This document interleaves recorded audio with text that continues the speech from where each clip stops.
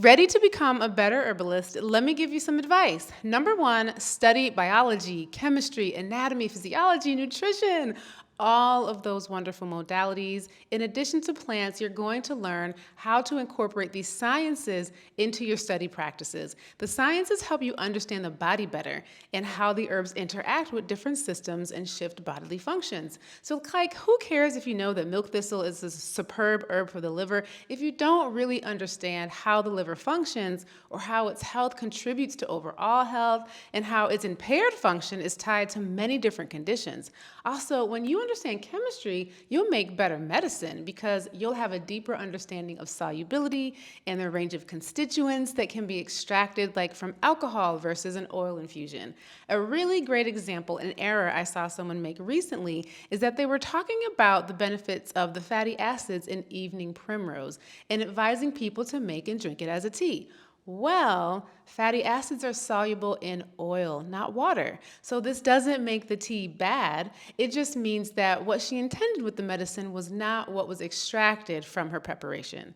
Lastly, I see so much of my role as an herbalist as an educator first. Because of how our medical system is structured, it's fee-for-service, so a pillar of the medical pipeline is to see as many patients as possible. When you're in the patient seat, this means that you don't receive a lot of explanation about what's going on in your body.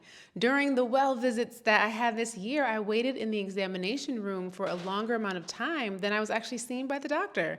The doctor was super short, rushed, cut me off every time I tried to answer or ask a question. Now, I'm not doctor bashing at all because I have enough social and mentoring relationships with physicians to know about the pressure that they are under to see as many patients as possible. But one of my friends said that she gets 15 minutes per patient, and if the patient has more than one concern, they have to make another appointment per the guidelines of the medical practice. It's wild, but I share that because when people come to me as private clients or attend a class or enroll in any of my programs, I'm the one who tries to explain to the best of my ability what's happening with their condition, how the different symptoms are interconnected. The body is incredibly and extremely intelligent, and even though it's our home, we know so little about it when something is off and we don't feel right. That makes us scared. So as herbalists, the more we know about these subjects and the more we can explain to the best of our ability, the better we're able to help someone have clarity about what's going on with their bodies and help them develop confidence in their body's ability to restore itself with the proper nutrition, practices, diet, herbs, lifestyle. We can also arm our clients with follow-up questions for them to take to their providers too. Number two, read traditional literature and medical and botanical research journals. So you want to know what our ancestors and our predecessors did and understand what's happening in botanical research and medicine today. Our medical system, in the way that it's structured, is only about 150 years old. But humans have been on this planet for millions of years, and we have a lot of modern advances, which is amazing, but the technology that we have today doesn't negate or supersede the insights and the wisdom our ancestors discovered during their time. So before microscopes and CAT scans and MRIs, people learned about the body and developed language and systems for understanding disharmony and making sophisticated herbal preparations and medicines. So the relationship our ancestors had with the natural world was really profound. We have tipped the scale where we collectively rely on technology and labs to tell us something is wrong with our bodies, and we've lost some of that sensitivity and awareness of how does my body feel? How does your body feel? How do we feel emotionally and mentally and within our relationships as a measurement of illness and wellness? So we don't have to live in either or. We can embrace both and. Many people combine modern medicine with holistic solutions.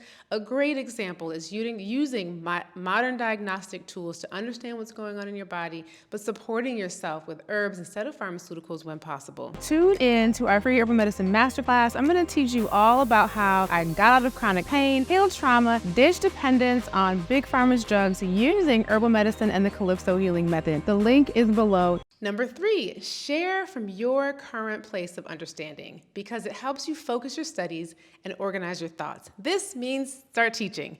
I can't tell you how many herbalists I know who have been studying this work and who are full-blown home herbalists, but are scared to offer classes or do workshops or do consultations. Now, don't get me wrong, there's a lot to study and integrate when we're in this field, and we are supporting people in their health, so there's a lot of hesitation that's natural, but I think it's important to remember that you've been tapped or assigned to do this work, and it lights you up for a reason. So contrary to what IG, YouTube, TikTok feed might be showing you, we are a small group of people who are crazy about plants. Many people do not know what we know about herbs or the body. They weren't exposed to it or have been conditioned away from it and are therefore skeptical about it. You are necessary, and the way you think about restoring health is critical for the time that we're living in. I started putting myself out there scared with one-to-one consultations, so I asked 3 friends if I could do a consultation and a protocol for them for free so that I could get some practice under my belt. Fear grows when you're stagnant. Skill and confidence grow, though, when you're in motion. So whether you decide to do a one-on-one, offer a small group tea tasting at your home, conduct a garden medicine making workshop, or simply just get consistent in writing content for social media, the benefit of these activities is that they help you focus, they help you synthesize information, they are a great built-in form of accountability. More than anything, teaching and consultations have accelerated my understanding the most. Do them scared because there's no singular path to becoming an herbalist in the US. We are piecemealing our education together. So an apprenticeship here, a class there, a college course here, a conference, and so many books. Self-study is a must for us, but not self-study without direction. You might be looking at constituents one week, learning about endometriosis the next, reading or studying about burdock root, or refining your tincture making process the next week. Wouldn't it be more focused if you committed to seeing a client or conducting a class on like type 2 diabetes? So this way, for the next several weeks, all of your mental energy is committed to learning as much as you can about the diabetes, the labs, the symptoms, the complications, the diet and herbs that help, the herb to drug interactions. And the intent is not to become an expert on diabetes in 1 month, but it's to learn as much as you can to support people in making some improvement. You'll become so much better when you're focused, perhaps by offering small classes and doing one-on-ones, but really don't underestimate, too, the power of content creation on your social media platforms. Don't diminish content and reserve it as the last priority. It really should be up there with studying because it's a way for you to practice communicating your craft, your perspective, expressing your ideas, bringing value to people's lives, and getting immediate feedback. Whether the content performs well or poorly, that's valuable information about whether or not the information, the format, or the delivery resonated with your audience. Content creation, because it is education, is a great vehicle to help you becoming a better herbalist. Number 4, develop an herbal practice. This is the most important. Connect with them just like you would with your best friends. I drink daily teas and other blends. I call on plants to be my guides throughout the day. I'll send them gratitude and Reiki. When I'm getting to know a plant more deeply, I will work with it for 3 months and meditate with it, write down the messages that come through. And on a physical level, drinking teas, maybe I'll have some capsule blends or tinctures that I'll take every day. I can't think of the last time, honestly, I went a day without plants. This practice is so important. You can't skip it. I firmly believe that this is where we learn the most from plants, which is in our personal relationship with them. The plants have insights and messages and teachings that they are going to communicate just to you. This is how the body of work on plants expands. And don't overthink it. Think of this practice as an ongoing conversation you're having with plants. You'd ask your friend how their day is going. Ask the herbs too. It's sharpening your intuition and your trust. I feel so good.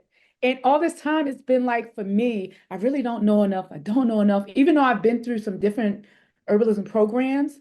And your program by far is amazing. It's the best program I have been, and yours is amazing. I have to acknowledge you and give you your props on how you have this program set up, especially a person like me who I was feeling like I didn't know enough and that I don't have it, but I do have it. I got it. Just thank you guys so much. And number 5, get your hands dirty, grow something. Not everyone aspires to be a farmer or a homesteader. That's totally fine. There is, however, tremendous value and lessons to be learned in observing the life cycles of plants.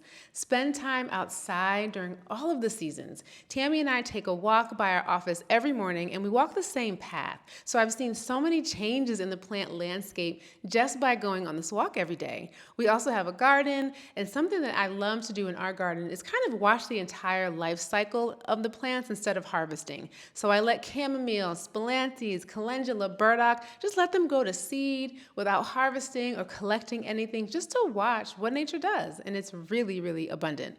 So you don't have to do all of these things all the time. It's definitely a lifelong journey, and you want to be a lifelong learner. Thanks so much for tuning in. Be sure to like and subscribe. See you next time.